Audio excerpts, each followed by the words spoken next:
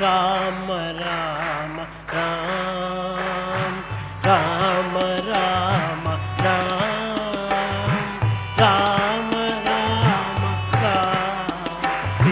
రామ రామ రామ. వాల్మీకి రచించిన రామాయణంలో రావణాసురుడు చంపబడ్డాడు. ఆ రణరంగంలో దేహం పడిపోయింది. మండోదరికి వెళ్ళి చెప్పారు, అమ్మా ఇంకా అయిపోయింది, గురువుగారు అయిపోయారు, ఇంకా ఎవ్రీథింగ్ ఈజ్ ఓవర్ అనగానే ఆమెకు పౌరుషం పుట్టుకొచ్చింది. కోపాగ్నితో రగిలిపోయింది. ఎవడా రాముడు, అసలు శపించి పారేస్తాను రాముణ్ణి అని యుద్ధభూమికి ఆ రాజమాత కథలు వచ్చింది. కథలు వేస్తున్నప్పుడు ఆ రాముని యొక్క దేహం దగ్గర, రావణాసురుని యొక్క దేహం దగ్గర ఆ శ్రీరామచంద్రమూర్తి నిల్చొని దూరంగా ఉండగా, అక్కడ దగ్గరికి కిందకి తలవంచుకొని శ్రీరామచంద్రమూర్తి ఉండగా దగ్గరికి ఒక నీడ వస్తున్న విషయాన్ని గమనించాడు.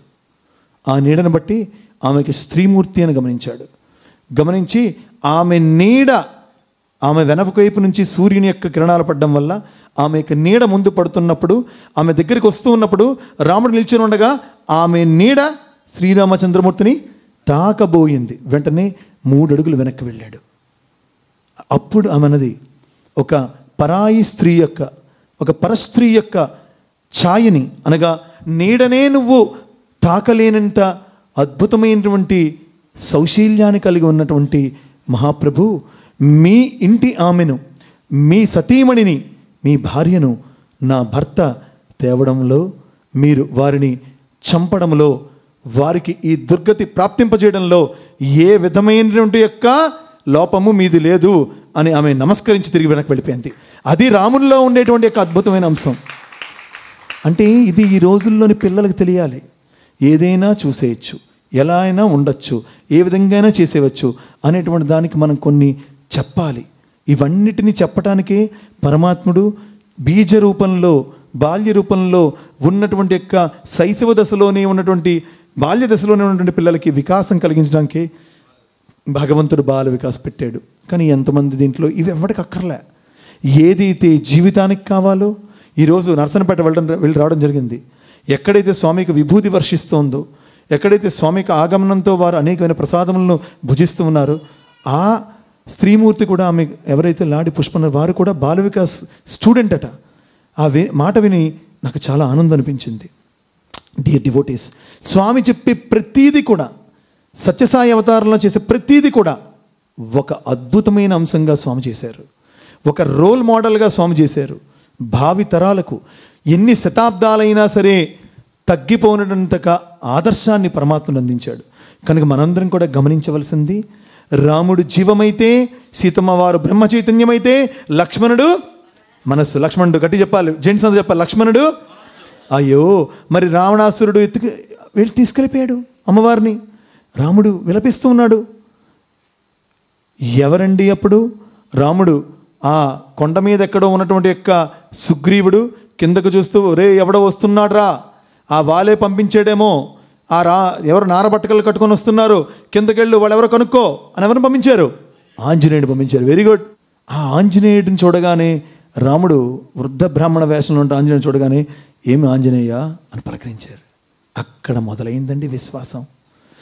ఏ ప్రభు అయితే నన్ను నా పేరు పెట్టి పిలుస్తాడో, ఏ రాజైతే నన్ను దగ్గరికి అక్కును చేర్చుకుంటాడో, ఏ దైవమైతే నాలో ఉండేటువంటి అద్వితీయమైన శక్తిని గుర్తెరిగి నన్ను తట్టి లేపుతుందో, అతని పరబ్రహ్మ, అతని నా ప్రాణము, అతని నా జీవము అనే విశ్వాసము.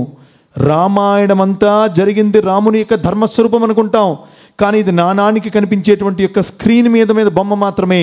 కానీ రామాయణమంతా జరిగినది హనుమంతుని యొక్క విశ్వాసం ఏదైనా అంశాన్ని మనం గట్టిగా, హనుమంతుల వారికి గట్టిగా మన యొక్క ఆనందాన్ని, మన యొక్క భక్తిని వారికి చాటుకోవాలి.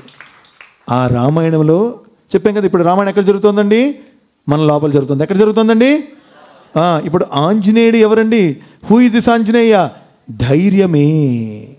స్వామి చెప్పారు, ఏంటంటే ఆంజనేయ తత్వం అంటే ధైర్యం. నువ్వు ధైర్యంగా ఉండగలగాలి, ధైర్యాన్ని నిలబెట్టుకోగలగాలి, ధైర్యంగా పోరాడగలగాలి, ధైర్యంగా భగవంతుడి కోసం చెప్పగలగాలి. చాలామంది అంటుండేవారట స్వామి దగ్గర, ఒరే నాయనా సత్యసాయి బాబా భగవంతుడు కాదురా, నేను నాకు తెలుసు, నువ్వు ఏదో నమ్మకాన్ని కలిగి ఉండాలంటే నువ్వు నోర్ మీ అని చెప్పమని చెప్పారు. నీ తల్లి నీకు తల్లి కాదంటే నువ్వు నమ్ముతావా? నువ్వు ఒప్పుతావా? నా భగవంతుడిని భగవంతుడు కాదనడానికి నీకు హక్కు లేదు. నా భగవంతుడు నాకు భగవంతుడే అని గుండె చెరిచి విశ్వాసముతో చెప్పగలిగిన వాడే సాయి భక్తుడు అని స్వామి చెప్పారు ఒకమారు. కనుక అటువంటి ధైర్యస్వరూపుడు ఆంజనేయుడు. ఆ ధైర్యం ఎవరికి ఉంటుందో ఆ ధైర్యముతోనే ఆ జీవము బ్రహ్మ చైతన్యం కలుస్తాయి. అంతే కదా, మన ధైర్యం ఉండాలి. ఉదయం 5 గంటలకి నగర సంగీతం రావాలండి, కానీ నాకు ఎవరైనా ఏం చేసేస్తారేమోనండి, నేను బయటకు చీకటి అంటే నాకు భయం అండి, నేను రాలేనండి అంటే నీ జీవంగానే ఉంటుంది, నీ చైతన్యంగానే ఉంటుంది. రెండు విడిపోయి ఉంటాయి. సముద్రానికి అటుపక్కేమో చైతన్యం, ఇటుపక్కేమో జీవం. లేదు, పర్వాలేదు, ఈ చేతుకున్న బంగారు గాజులు పక్కన తీసి పెట్టేసి మట్టి గాజులు వేసుకొని హ్యాపీగా మనం ఏదో అలంకార భూషణలతో కాకుండా కేవలం స్వామికి విభూతిని ధరించి చక్కటి నార్మల్ మనం ఏదో డ్రెస్సును వేసుకోనో చీరను కట్టుకోనో స్వామి యొక్క సాధన నిమిత్తమై ఒక ఆర్డినరీ డివోటీగా రావడం మొదలుపెట్టి ధైర్యం సాహసే లక్ష్మి అనేటువంటి రీతిలో అడుగు వేసుకొని రాగలిగినటువంటి స్త్రీమూర్తులు మాత్రమే ఓంకార శ్రోతంగా రాగలిగారు. వారి ధైర్యమే వారిని రెండింటి కలిపింది. జీవాన్ని బ్రహ్మ చైతన్యాన్ని ధైర్యం కలిపింది.